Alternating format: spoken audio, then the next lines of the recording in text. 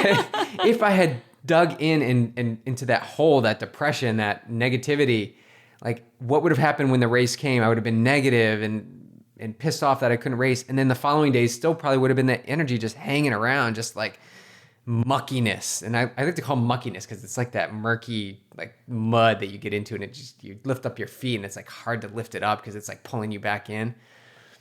And if I hadn't been positive throughout that, from day one when I had the stomach virus, like how long would that healing have been? So the power of the mind has everything to do with the time it takes you to heal. And so that injury is an opportunity. See the injury as an opportunity, not as something that can pull you down a deep, dark hole.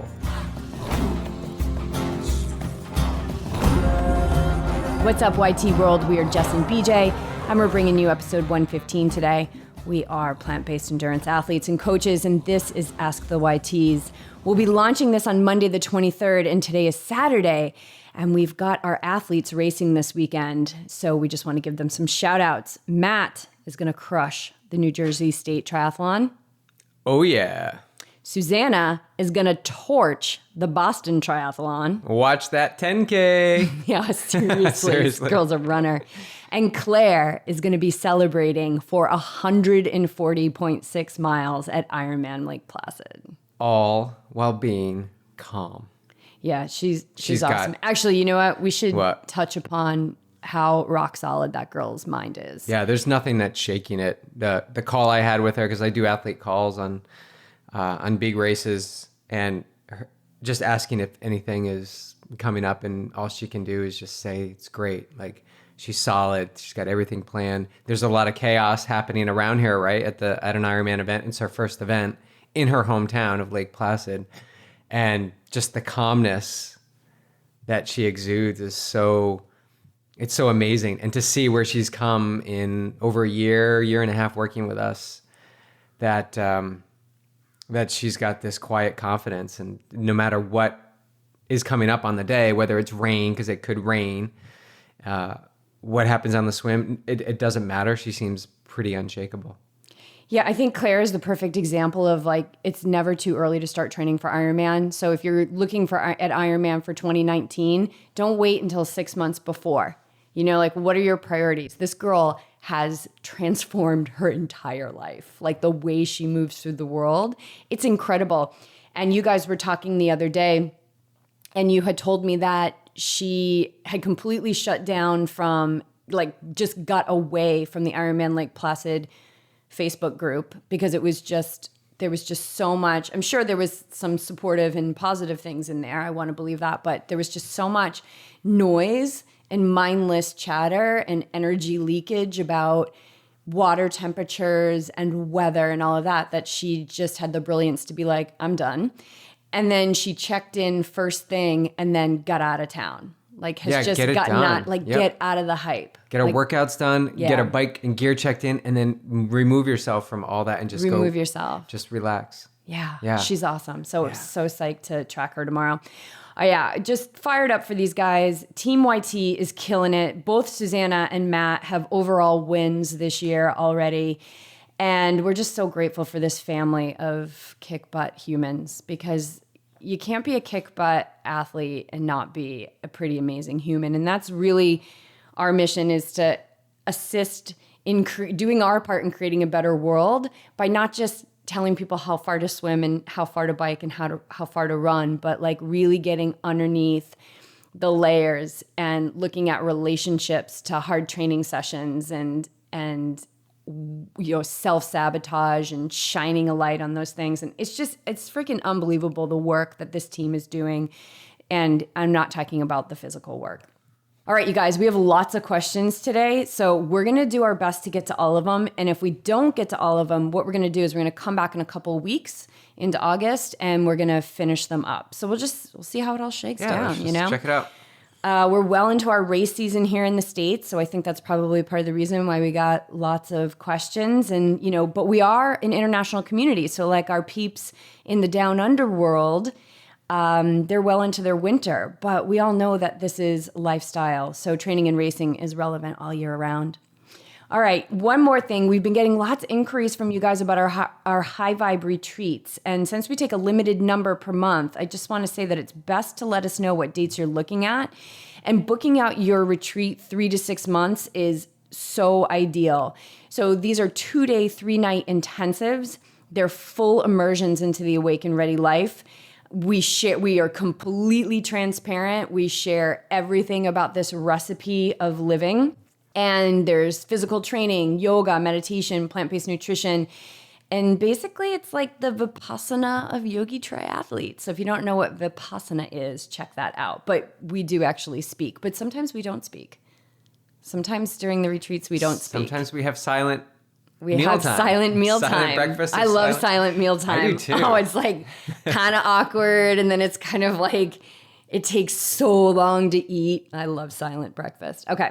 So anyway, they're totally profound and custom to what you're looking for. They're awesome for couples. I know as a massage therapist, for a long time, I worked with a lot of Ironman couples and a lot of Ironman couples where one did Ironman and one didn't do it. And I understand the strain. Like I get it. I've seen divorces over this sport.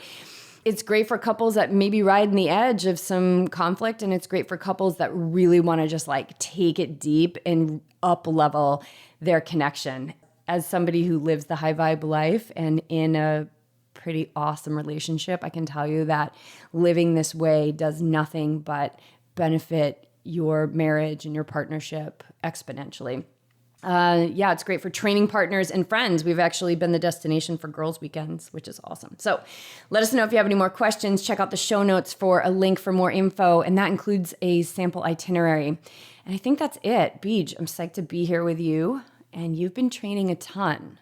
Been training a ton, yeah. So what are you training for? What's on the schedule? That's the question. Are you willing to reveal all of it? What's happening? I was just going to do one race. I was going to do Santa Rosa and just shut it down. Yeah, but... And that didn't happen. Dude, because we live from our intuitive voice. Right. And that intuitive voice is like, no, you're doing this, and you're doing this. and it's laughing. When you try to set a schedule, it laughs at me. It laughs at anything I put down on paper. It smiles. It's a belly laugh. It's just like, come on, what does this guy think? It's just been incredible how things have come in and made so much...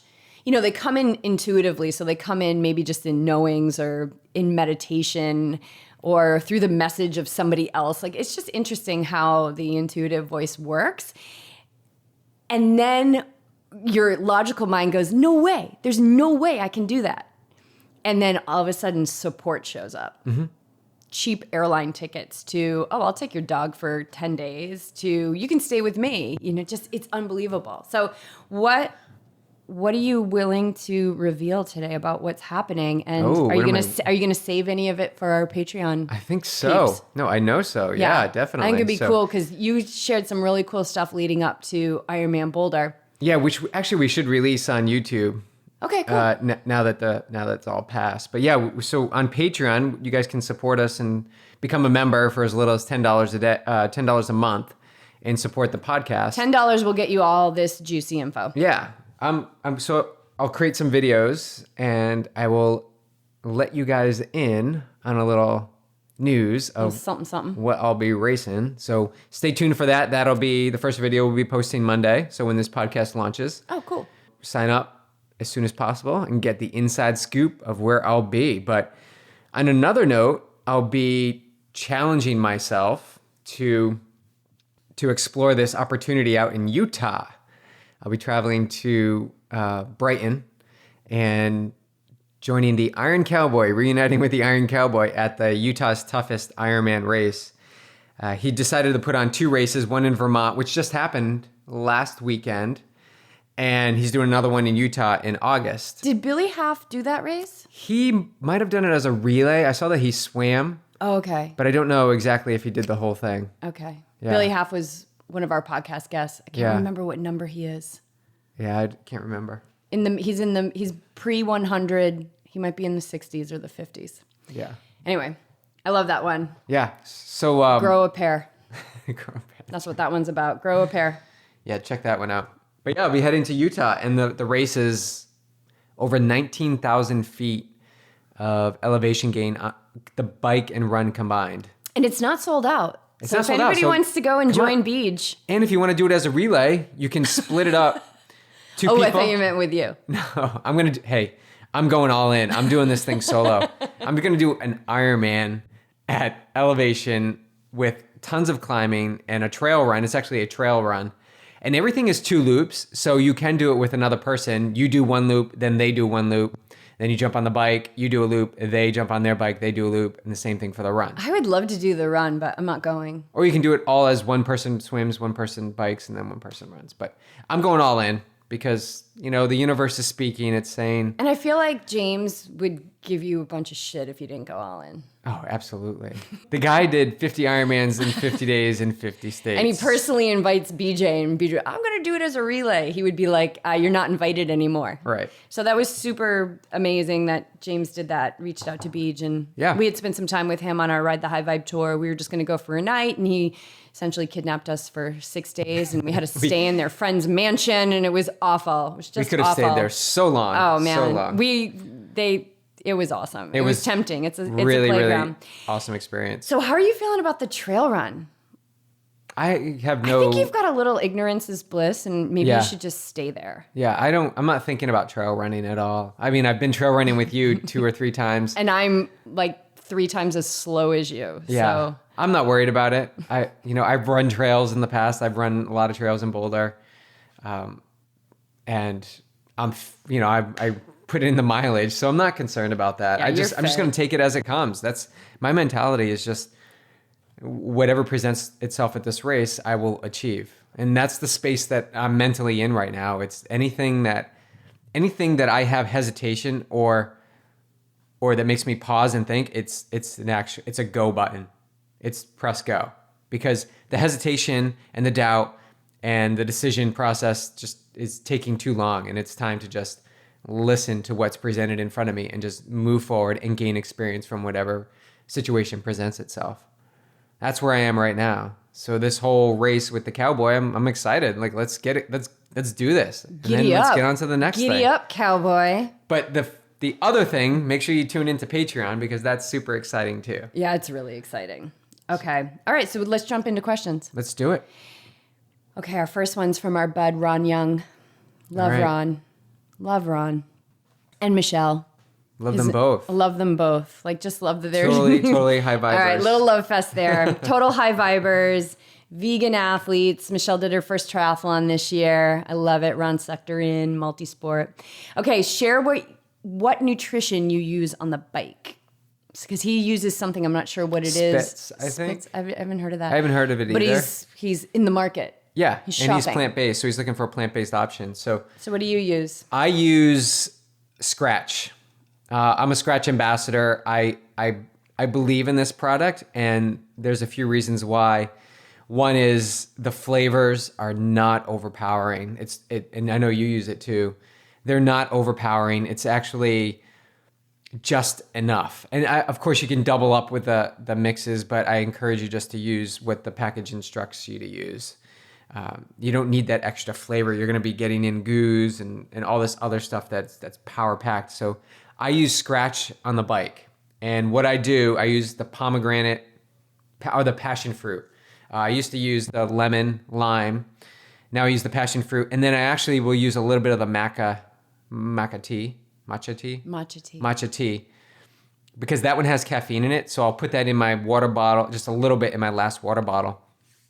And what I'm doing on the bike now, because I don't use, and I'm talking specifically Ironman, I'm not using the special needs bags. So I'll fill 3 24-ounce water bottles with water and Scratch.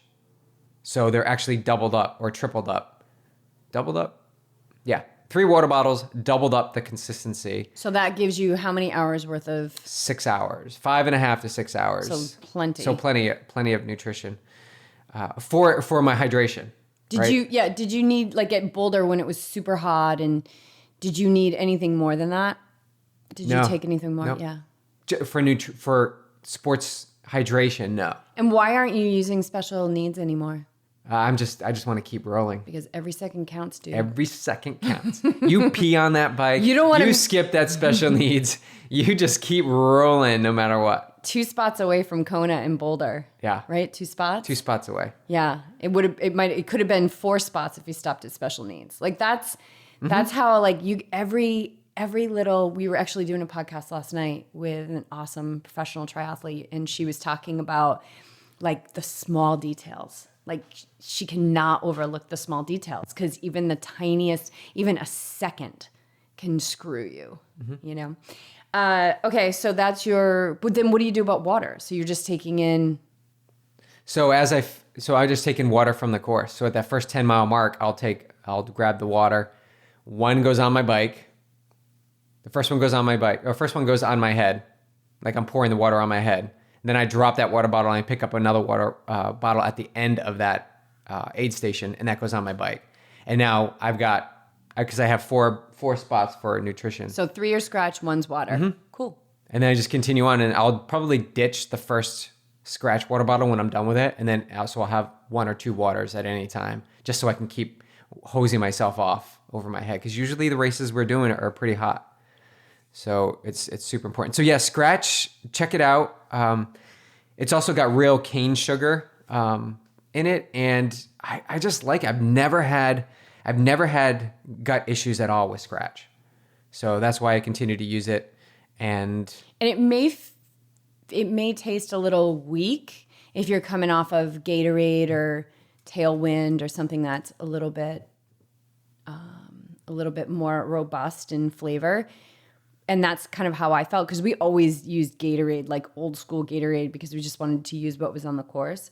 But I've adapted to it, and it's like when you start eating real foods, like you just start to adapt to it. When you're not eating processed foods that have so much sugar and salt in it, you're actually tasting the food, so it feels a little bland at first, but then you develop the taste buds and your body accepts it. So I don't know how many years it's been that you and I have been racing with 0 nutrition issues.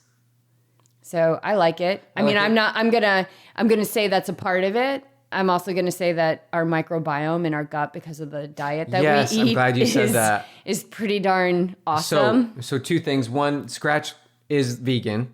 So it is vegan. I've confirmed with them, and it says vegan on the package. So that's good. Number 2 is exactly what Jess is talking about. Like our daily nutrition is strong. We eat a wide array of vegetables, fruits. And we've got questions on that. So yeah. All right. So we can get to that. But just our daily nutrition, it just doesn't come down to race day. Like I'll practice with this stuff a few times on long rides, but mainly I practice with real foods, and my daily diet is strong. And that to me and to us is what we feel really holds us strong come race day, that we can put stuff into our belly and it works fine. Yeah.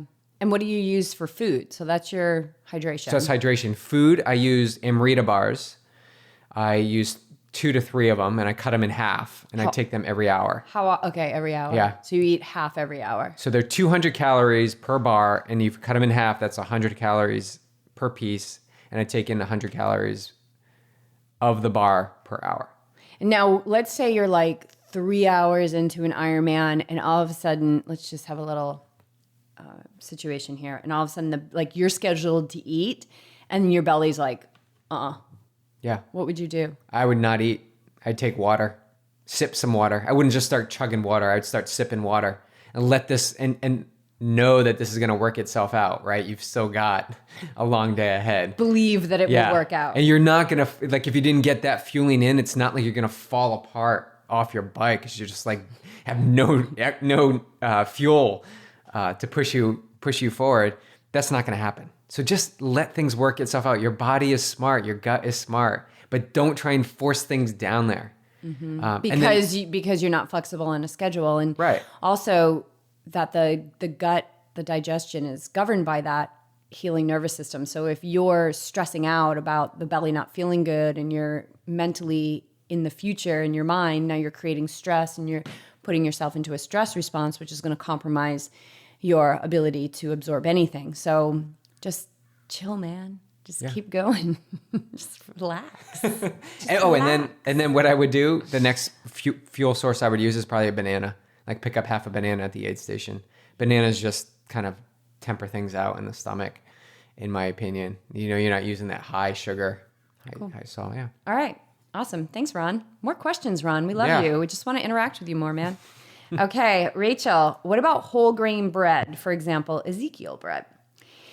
So we are bread eaters. We don't eat a ton of bread, but I would say Wednesday night after the farmer's market, so we eat bread. before we moved to Carlsbad, we always had Ezekiel bread in the freezer. Now that we live in Carlsbad, there's a local bakery called Prager Brothers, and it's two brothers. Their last name is Prager, and they make this bread from a sourdough base the old-fashioned way, and it is freaking incredible. And you have to eat it within like 24 hours because it starts to get stale. So it's super fresh. It's really delicious. I don't think you can buy it online. I mean, I don't even think you can do that because it's so fresh. BJ's pulling up the website right now. But it's incredible. If you live in the area, you got to go get this stuff. Okay. But prior to that, we always had Ezekiel in the fridge. Now, Ezekiel does have some gluten in it, but we don't have trouble with gluten. So when we make pizza and we use, like, say, the Whole Foods multi-grain crust, that's got gluten in it. And I notice that maybe I have 2 pieces and I'm full. When we do a gluten-free crust, like, I can hammer 4 pieces, no problem. So I just notice that I get more full, right? And I don't think like, oh, well, I normally have 4 pieces, so I'm gonna have 4 pieces, right? I'm always listening to my body. So the thing that I like about Ezekiel and why we always chose it is that the sprouting. So the sprouting, they've got sprouted grains in there and they're whole grains, right? So that's the best thing you can get for grains is the whole grains. Now, make no mistake, it's bread, right? So it's a processed food. If you think about bread doesn't grow up from the ground in the form of bread. So there's a process that's done to it. So I wouldn't eat sandwiches every single day, every single meal, right? So you want to eat the spectrum. But the sprouting will help with digestibility. It will help with the absorption of minerals, vitamin C. It's also a really good source of fiber. We live in a protein-obsessed society. It's insane. People are getting way too much protein. And actually, a nutrient of concern is fiber. Get your fiber in. And protein is not on that list. Right. Nobody is concerned that people aren't getting enough protein. Protein is like a starvation thing. Like if you are not getting enough calories, then you are not getting enough protein. So it's got a great source of fiber in it, which we have a high fiber diet anyway because we're plant-based. So I like it. I like Ezekiel. I think for bread, it's a really great option. I don't necessarily like highly processed breads like Wonder Bread. I mean, even as a kid, we always had whole wheat bread or multigrain bread or rye bread. We never had white bread. We had the Hostess for sure. BJ grew up I on grew up with the white bread. The white bread. Like the Wonder Bread? Wonder Bread, you slap that piece of bologna on it. Just gagged. And then you eat and the bologna sticks to the top of your mouth. Oh, I never had bologna either. I never ate bologna. Yeah, I definitely did. Oh, babe. Yeah. It's all right. It's all right. It's fine. Yeah, that's in the past, man. Yeah, it's totally in the past. Doesn't matter. The other thing about Ezekiel, their claimed, one of their claims is that it's a complete protein. So I just want to address this complete protein situation.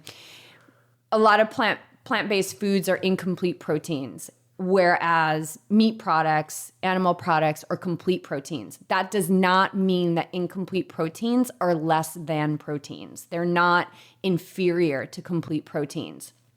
It just means that it's not all the amino acids that are incorporated in that piece of broccoli or that piece of kale. However, the body has the ability, right? Going back to this like inherent wisdom of the body, let the body do what it does so well, which is work and organize towards health. The body has an ability to group amino acids together to make them complete. So don't fret incomplete proteins. And it's a little bit of marketing to, like this is a complete protein, because if you're eating a whole foods plant-based diet, you're gonna get plenty of protein. Well, again, it's the fear. It's the fear-based. If you don't get 40 or 30 grams of protein, then you're not doing it right. Right. But I honestly don't even think about, I never count anything. It's just, I just eat a wide array of fruits and vegetables and grains and I'm out there training hour after hour. Yeah. You are too. So I like anything whole grain. I like, better than highly processed stuff. So, there's levels of everything. There's like the ghetto bread, and then there's, the gated community kind of bread, right? Like, just make the best choices you can. If Ezekiel bread is best kept in the freezer because of the sprouting that's happening within it. So if it's on sale, grab yourself a couple of loaves, just a couple of loaves. You don't need to hoard, right? Ethical principle of yoga, non-greed. Okay, so Rachel, hope that answers your question. Don't fret bread. We love bread. So if anybody wants any excuse to eat bread, just shoot us an email. You have to check out Wednesday nights. You need to tune in to Instagram, our profile, check out our live feed, not our live feed, but our stories, because it's always Prager Brothers bread. Prager brother like spreads that we put together are just so awesome. It's so yummy. They're so good. We I love look forward bread. to Wednesday nights. We don't have hard lines. The only thing I can't ever imagine eating again is flesh. I mean, I can't imagine eating it, but and right now I don't have to, so Yeah. I don't have any hard lines on anything, but just for the record, I can't imagine ever having to chew on a piece of putrefying flesh ever again. Oh my God. I pray that's not my karma ever again. All right, Laura. Thank you, Rachel. Laura is on our team, Team Yogi Triathlete. She's a kick butt girl. She just signed up for Ironman Cork. Yeah. Yeah. Is she doing? Oh, and she's doing Oceanside too. Yeah, we got a little crew at Oceanside. So if you're doing Oceanside, let us know. We'll be there. I don't think you're racing it. Nope, Claire. But maybe we'll run the Laura info will. booth again with Clark. Yeah. Yeah. So all right, we got time to. We got prep for time. that. Yeah, time to work on that. But we love doing the info booth, and the race directors love having us at the info booth because people come up and they're freaked out, and we're like, just take a breath. Just take It's a no breath. big deal, man. Ocean swim. What are you gonna do? Not race? Harbor swim. Doesn't matter. Did you train? Great. You'll be prepared. I love the info booth. I love it It's too. all about connection. I love love humans, and I love the human condition. And if there's anybody you want to have the answer, anybody to give you the right answer, you want us to give you that. And if you don't even want to talk to us, you can just get therapy through Clark. Yeah, Clark is providing support Clark all comes day with long. us too. Yeah. All right. So Laura says, what does a typical balanced day on a plant-based diet look like? How to ensure you're getting sufficient protein, carbs, fat, sugar, vitamins. We all know vegan doesn't always mean healthy. So how do you find the balance? And then what's better, using milled brown flaxseed or whole flaxseed? So let's dive into this. Let's dive into this easy one. The milled, the flaxseed meal essentially, or whole flax seeds. I think you'll agree. It's the whole flax seeds that you can crush Right. in the moment with your, what are they called? Mortar and pestle. Mortar and pestle, which we have. Or a coffee grinder. Right. That's what everyone says. Doing it right there when you need it. It's in the moment. Yes. It's not. That's why the ground flax meal is less nutrient dense. That's what they say. That's what they say. However, because once you grind up those flax meals, now the oils start to seep out and you lose a little bit of that omega bang. So we have both. We've got the ground flax meal. We use it a lot. We use it as an egg replacer. I use it in Clark's meals. I throw it in our smoothies, but we also have flax seeds. And the thing about the flax seeds is that they're just a rental if you don't grind them up. Like they're just going to pass right through you. So you do want to grind them up. And if you have a coffee grinder, that's what I heard. A coffee grinder is awesome. And that's the ideal way to just grind them fresh, right? So eating food always as close to its natural source as possible. So, having the flax seeds and then grinding them up and then throwing them on your salad, that's going to be the biggest bang for your buck. But we have both. So what does a typical balanced day in a plant-based diet look like? And how do you ensure that you're getting sufficient protein, carbs, fat, sugar, and vitamins? BJ. well, I think this is just let's share what we eat in a day, because I think we're examples. We've been plant-based for 7 years now. I think we've done a lot of work and explored a lot of options, but I think sharing each of our stories of what we eat throughout the day would be great. So on a typical day in the morning, I'll have, before our morning workout, I'll have maybe a banana with almond butter on it or peanut butter. Almond butter when you run out of peanut butter and then you get into my stash. My wife is so so Well, I can have almond loving butter she that like allows me to share. it will last like 2 almond weeks, butter. but when you get into it, it's gone in like 2 Right. days. I love my nut butters. No, I'm just being silly. So I have banana and peanut butter, and I'll do my workout, and then post workout is usually our smoothie from the cookbook. So I'll open up that cookbook, the Yogi Triathlete cookbook, bust out that smoothie, and then that'll hold me over for most of the morning, and then maybe another session, and then I'll have lunch, and lunch is usually kale salad with, I don't know, cranberries and avocado and I don't know, whatever beans we have or whatever we have left over from the night before. Usually we have maybe tempeh or something just left over, and that'll be lunch, and then an afternoon snack.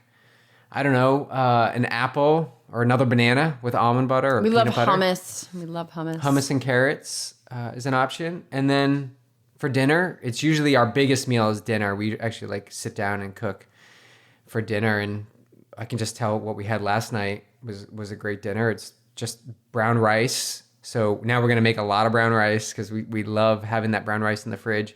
Beans, some grilled up veggies. I think we had zucchini, squash, and beans. Green beans. All from the farmer's market. And peppers. And mix that all together. The beans, we use a little bit of apple cider vinegar and some turmeric and just heat that up on the stove. And then we either throw it in a tortilla or we just have bowls with rice. Usually first round's tortilla. Yeah. And then we go back for more. And then we just do a rice bowl, or put it on our plate Right. because, the tortilla, it's like again, we're not gluten sensitive. So we get whatever tortillas are available. So last night was like, ghetto white flour tortillas. They were organic, but like Laura said, we all know that vegan doesn't always mean healthy. That's not a health food. That's not a health food to me. I have one. I don't do both of them in a burrito. I want to get more of the fiber and get filled up from the whole foods. So that was delicious. And then that was dinner. Yeah, and we just had some salsa on that, and Or I like to use Cholula on it, or we take one of the cauliflower spreads that we get at the farmer's market. So these they're kind of called hummuses, but they're made from cauliflower. They're super, super amazing. Yeah, so if you're creative in the kitchen, steam up some cauliflower until it's soft, and then throw it in a blender with some nutritional yeast, some sweet potatoes, and you can start to get a base for these cauliflower sauces. So the company is called Skinny Dips. She doesn't ship. She just does local. I haven't recreated any of them yet, but it's usually, cauliflower, nutritional yeast, and then add your spices in there, and they are freaking delicious. They're so good. They're so good. Throw some chipotle peppers in there, and maybe some cumin. And so again, check out our Wednesday stories because we get that at the farmer's market, and that goes on our Prager Brothers bread. Yeah, so my typical day is very similar. So if I'm not doing an intermittent fast, my first workout of the day will most likely be fasted. So when I say intermittent fasting, I mean I'm going 15, 16 hours. So if I'm not, it depends on how I feel in the morning. If it's before a workout, the most I'm going to have is a banana with some almond butter on it. I'm not a fan of peanut butter. I think it's too fatty and oily. My body doesn't like to work out on peanut butter. Almond butter, it's fine. So I use almond butter. If I want something bigger after the workout, I'll either do oatmeal. I love oats so I do a quarter cup of cooked oats, and I'll do a quarter cup, and then I do a full banana. I'll do, half a cup of blueberries or a bunch of strawberries. Walnuts, I'll do maybe, let's say 6 walnuts and then crush them up even more. And raisins, coconut, little agave, tons of cinnamon, and almond butter. That will fill me up for hours. So that's if I'm going to teach. I would not have that if I was going to be running within the hour. But when I was doing my longer trail runs and I was getting up at 4 a.m, I would eat that breakfast at 4:30 because then I was driving maybe down south to some mountains and I wasn't going to be running for a couple hours. I would actually have that because when you're trail running, usually at the beginning we're climbing, so it's not like when I go out on the road and I'm running, I would never have that much food prior to a road run. And if I don't have oats, and I'm not fasting, then I'll have a shake, and I'll have that recovery shake. that's in our cookbook. And sometimes, like today, I added an extra banana. I've been digging bananas. Lunch is, I'll mix lunch up. So I'll just take, a lot of times I'll take greens and some veggies and throw them in a pan and stir fry them for a few minutes. So whatever I've got on hand, throw that in a bowl with some hemp seeds, avocado, and maybe like a little Cholula, and I'll eat that. Or I'll do the kale salad that BJ talked about, and I'll throw some nuts in there if I'm feeling a little extra hungry, some cashews. And then dinner is our biggest meal, and dinner is pizza. Dinner is, our homemade pizzas. Dinner is beans and rice. Dinner is big veggie bowls, quinoa bowls, and I love sauces. So after a long training day, I'm not really into making sauces lately. So I have barbecue sauce on hand. I have green curry on hand. There's a great one at Trader Joe's. It's $1.99, this awesome simmer sauce. And I'll throw some chickpeas in there and some cashews and a bunch of vegetables and serve that over rice or quinoa. So as far as, that's kind of a typical day, it really is. We're eating a whole foods plant-based diet. So how do we ensure that we're getting sufficient protein, carbs, fat, sugar, and vitamins? Well, Mother Nature provides everything. She provides everything. So we don't take any vitamins. We have a B12 spray that we use a couple times a week. We check in with how we feel. Yeah, we just know our bodies. We check in with how we feel. I don't count things. I don't do macro, micro, how many calories I need, this ratio for recovery. I don't do that stuff. It's very heady, and that's not the way I move. I don't move through the world from my mind. I use my mind to just, when I need it, I bring it in and go, hey, mind, I need you over here. Can you do some math here? I need you to do some calculations for me. I think BJ is too, I'm just really in touch with how I feel. Now, that said, we get blood work every year. So once a year, we work with Inside Tracker and we get super extensive blood work. And then we look and we see, what our levels are. And our levels are great. So I haven't changed anything. And I continue to feel better. So it's not like, it's like, trust the body. Trust the body. If the body feels like crap, then look at what you're eating, and maybe get some blood work. Maybe you're low on iron. Maybe you're low on fiber. Maybe you're, I don't know. Maybe you are low on protein. I don't know. So get that, as Inside Tracker would say, like, get that selfie from the inside, and now get some data to compare against how you're feeling, and then make some mindful, using your mind as a tool, decisions on how you're going to move forward. So I don't count anything. My weight is super stable, and I get really lean right before a race. I always drop, it's so quick. It's like 5 pounds in a week. I just drop it, I race, and then it comes back on. It's like I go, I'm 113 pounds on race day, and then I'm 117, 118 pounds all the rest of the year. It's really interesting. My body is just, I let it do its thing. I treat it well. I love it. I don't speak bad about it.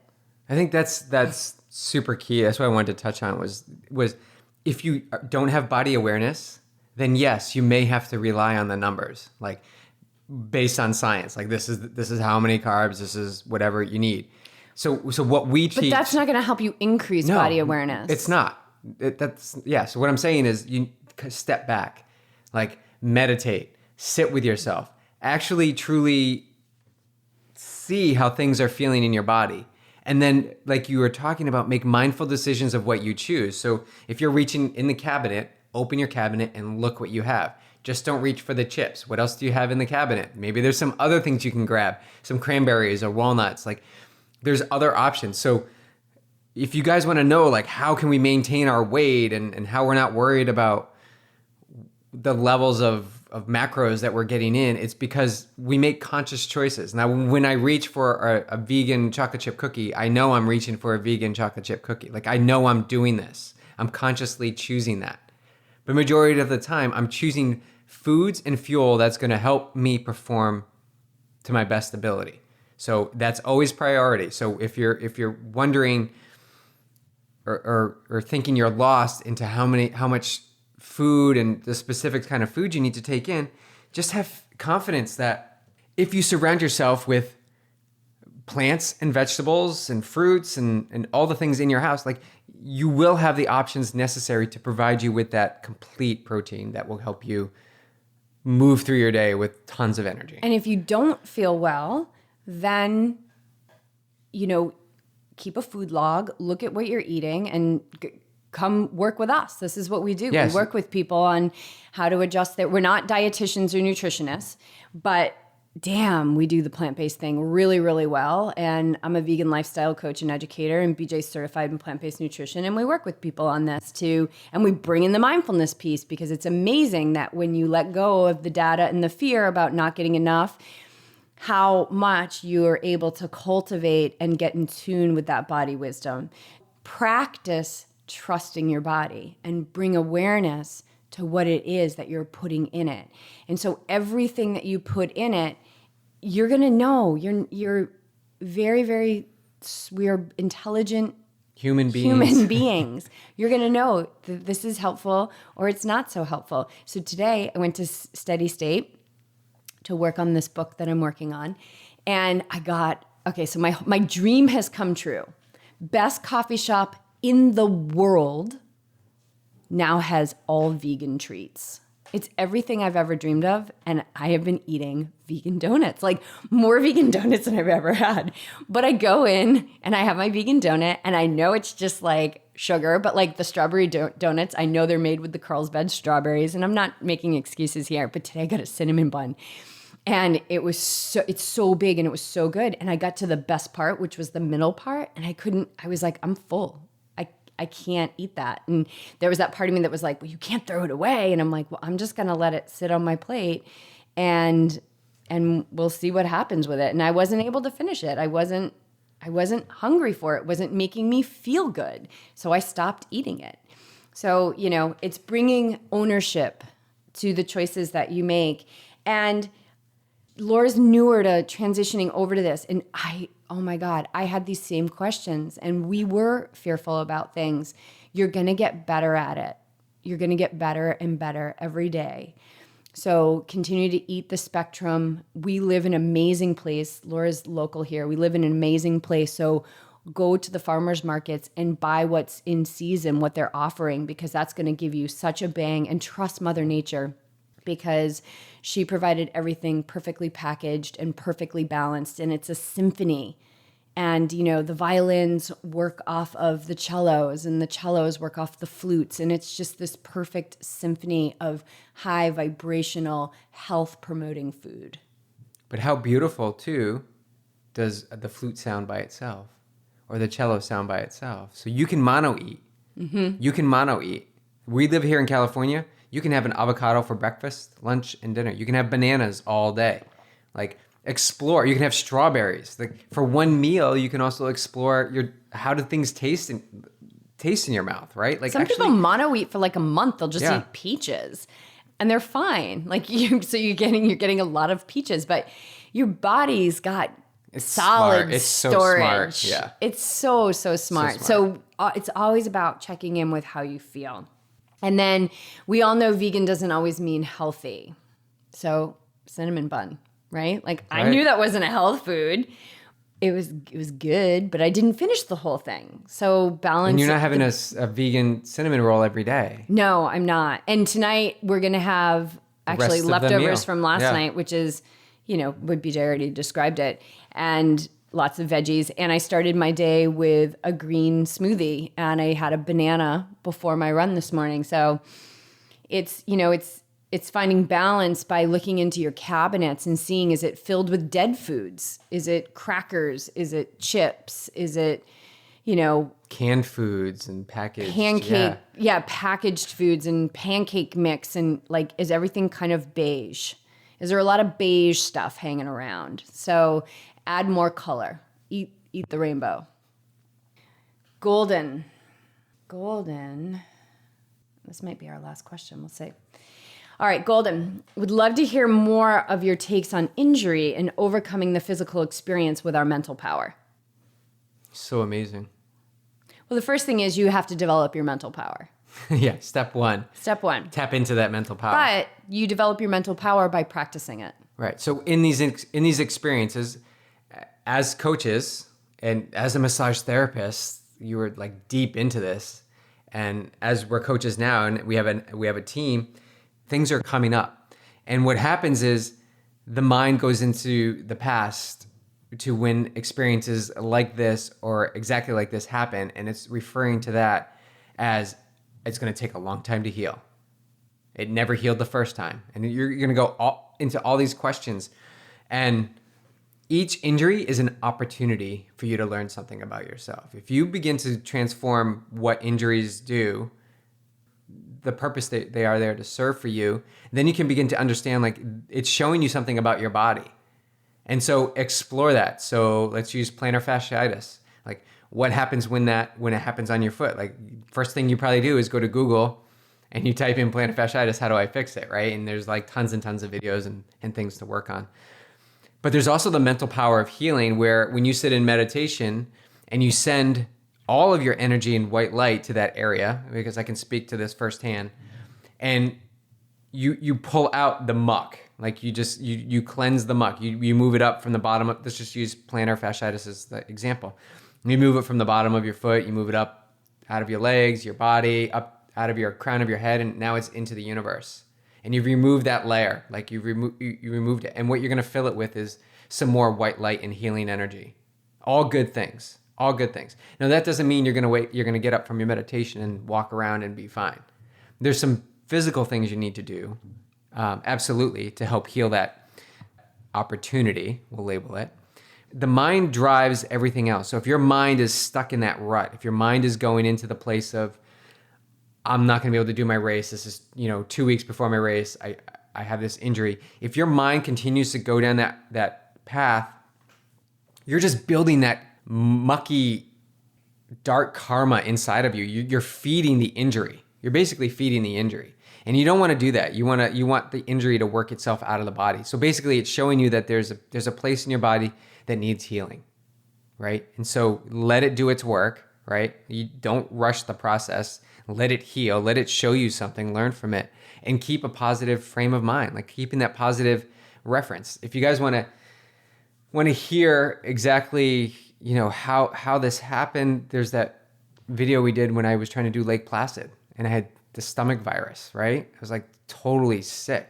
But every day I just continued to do something that would move me towards health, not getting caught up in whether I'll race or not on the following Sunday. And up until that final day when the race came, I thought I'd possibly be able to do the race. I had a positive mindset and it didn't work out. But it was okay because my mind was already working towards health. The day after Ironman, I felt perfectly fine. Oh, yeah. Right? Yeah, that was awesome. if I had dug in and into that hole, that depression, that negativity, like what would have happened when the race came? I would have been negative and pissed off that I couldn't race. And then the following days still probably would have been that energy just hanging around, just like muckiness. And I like to call muckiness because it's like that murky, like mud that you get into and you lift up your feet and it's like hard to lift it up because it's like pulling you back in. And if I hadn't been positive throughout that, from day one, when I had the stomach virus, like how long would that healing have been? So the power of the mind has everything to do with the time it takes you to heal. Mm-hmm. And so that injury is an opportunity. See the injury as an opportunity, not as something that can pull you down a deep dark hole. Awesome. I don't know what your well said. Well, share your insight because you worked as a massage therapist and you've seen plenty of injuries, mm-hmm. or so-called injuries. Right? Yeah. So the word injury has a negative connotation to it, which we need to stop using that word. If you really want to develop your mental power, stop using the word injury.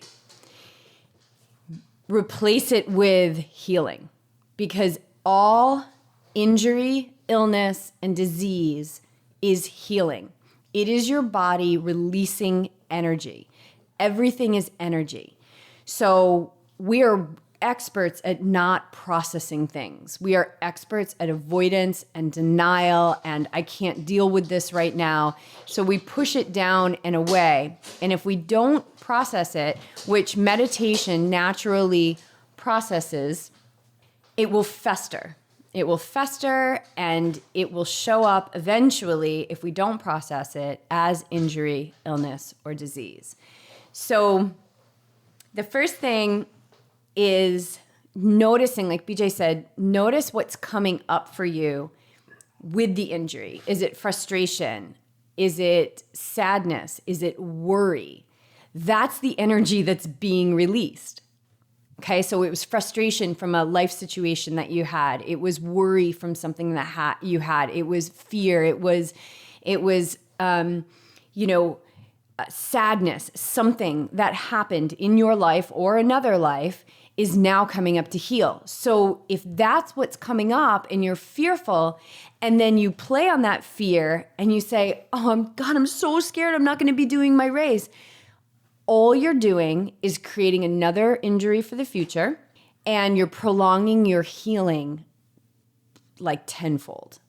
So number one, I would say, don't use the word injury, use the word healing. Even if your PT or your doctor gives you a funny look, stay positive. Right? As my teacher would say, don't come down to the lower vibrations. Let the lower vibrations come and evolve up to you.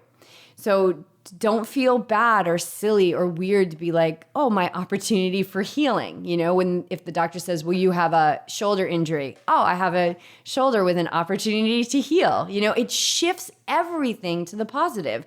And they might start using that, We've seen them use that. We've seen it. Yeah. They actually start switching their words around and like, "Oh, I've got this sensation in my shoulder and opportunity to heal my left shoulder." Right. Versus like, "Oh, it's my bad shoulder." So the first thing is to see it as an opportunity to heal. Another nice spin, I was just talking to somebody about this the other day, was like, "Oh my gosh, my body is strong enough to release this. If it wasn't strong enough, it wouldn't be releasing this." And the body, again, has this inherent wisdom, the energetic body and the physical body, to never release more than what you're ready for. So it's all coming in perfect timing, whether it's 10 days before your race, the day before your race, or 2 weeks after your race. However you're going to label it, like, "Woo, oh my God, I got my race in. That's so cool. And then I sprained my ankle." Right? We create it all. If you want to go in deeper on this, then just join us for our Sign M21. up for the M21 revolution. Please. And you'll get a clearer understanding. You'll get a much clearer understanding of all of this and really how to practice this mental power. So switching your mindset, everything is mindset. Everything is mindset. So yes, we can eat all the whole foods, plant-based, dinners that we want. But if we're steeped in living and moving in the world from fear and worry and jealousy and frustration, that food is not going to have the benefit that food has, like for you and I, BJ, because we don't move in this world from fear and negativity. We have, for sure, but because we've practiced and have gotten more skillful, and you and I are still at level 1 in the world of evolving. Like, this is level 1 stuff. Like, this is still entry level stuff that we're doing, but you guys can see how far you can come in this lifetime, in a span of years, and everybody's on a different timeline. So mindset is everything. How are you going to choose to relate to it? Because it's not what happens to you. It's your response to what's happening to you or for you, right? That even for you is a better way to look at it, because nothing happens to you, it happens for you. In the realm of universal law, it's your response, it's the feeling that you're moving from that is the creation. So if you're worried about the plantar fasciitis or you're pissed about the plantar fasciitis, the universe is neutral. It's just going to say, "Oh, well, she's worried, so we're going to give her more worry. She's going to get more worry in her life." Now, if she is like, "Oh, what an awesome opportunity to heal. Cool. Like, what am I noticing?" I had an experience coming off the last 50K where I have I don't know if I talked about this on the podcast. Maybe I talked about it on the podcast. Yeah. I don't think I did, because it was in the days after we recorded it that I had extreme, intense intense sensation through my big toe that actually went down through my foot and up my lower leg. And it was really intense for like 5 days. And I was like, this is so cool. Like my body is healing. This is so cool. And what else was happening was I was noticing I was having these old memories of high school and my high school boyfriend, who was like the nicest guy in the world. But I wasn't always so nice back then. I was definitely in a world of suffering. And I was thinking, my God, this is so interesting because it's definitely related. These emotions that are coming up and this intense sensation that I'm having in my foot, the Black Mountain 50K was just the catalyst for this to heal. I was so excited. And it was just super cool. So I kind of just sat back and I watched it. And ladies and gentlemen, this was 30 years ago that I was in high school, okay? So that's what 30-year-old festering, trapped energy feels like when it leaves the body. It's intense. I couldn't walk. I had to pull shoes out of the donation bag because I couldn't even wear the shoes that I had. I was walking, like everything in the body was really affected by this one toe. But my attitude was like, cool, like you need me to rest? I'll rest. And I just surrendered. So mindset, number one, how are you relating to it? And number two, what are the actions that you're taking? Surrender to what is. Okay, this is what it is. I have plantar fasciitis. I was, all ready to do this race on, next weekend, but now this has shown up. And that doesn't mean that I'm not going to be able to do the race. I'm still going to hold the race in a positive aspect in my field, but I'm going to do the work right now. So you do the work, right? There's things that you can do for plantar fasciitis. There's things that you can do. For me, I had to just rest my foot. So you do that work without attachment. You do the physical work in neutrality. And how would you say, BJ, that you do the physical work in neutrality? So let's say like you're detaching from the work that you're doing. Like the training? Like you're doing physical therapy for your shoulder, let's say. Mm-hmm. And there's emotions that are coming up around it as you're doing it, right? There's emotions that are going to come up around the injury. So how do you detach from that? What do you do? How do you stay neutral? I just breathe and I dive into work for the sake of the work. That's the detachment. Yeah. Doing the work for the sake of the work. I just think about that all the time. I think about, okay, I just need to do 3 sets of 10 on this shoulder to heal this. And then I need to move on to the next thing. Right. So doing what's in front of you and not getting emotional about it. So that doesn't mean the emotions aren't going to be there, right? It doesn't mean that. But what are you feeding? What is your response to that? Are you feeding those emotions? Are you getting pissed? Are you getting worried? Are you moving from worry? Are you tending to your injury in a state of fear and worry? Because all you're doing is creating fear and worry. And we have plenty of that surrounding us. Just if you have the TV on, the radio on, there's plenty of fear that's going to jump on board and help you build and grow that fearful karma, basically. So don't work on it yourself. Like work with yourself to negate and let that negativity and stuff go and just be in the moment and work on what needs to be done right now, what's right in front of you. Like put your hand in front of your face. Like that's right, what is right in front of you right now. Everything else doesn't matter, doesn't exist.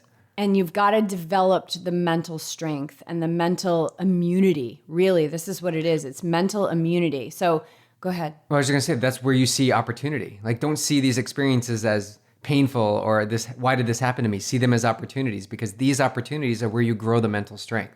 These are your opportunities. Yes, this is where the work is.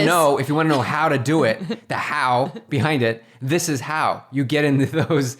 Get into those experiences and you let them happen to you. You let the injury happen to you. You let the argument happen. Like you surrender. Feel it. You just surrender. Just feel it. You fearful of getting in the water. Like jump in the water and feel that emotion. Like whoa, this is so powerful. But it doesn't have to define you. It doesn't have to define what your next actions are. You can feel it, get into the space, and then take action based on what happens in that space. Which is why the M21 revolution is not just a meditation challenge. Like Golden and I were talking about it before it came into fruition. And we're like, it can't be just a meditation challenge. You can't just meditate and leave your cushion and think you're all set. You do a huge amount of work by doing nothing, by sitting in meditation. You do a massive amount of work. It is the most potent thing you can do. But if you're meditator Joe and then you get off the cushion and then you're just like regular, like flip that guy off because he, cut you off, then you're a gerbil on the wheel.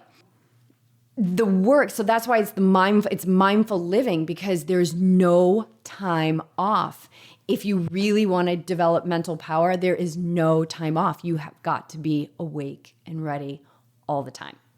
So ask yourself in those situations, when you flip somebody off, do you want to change or not change that?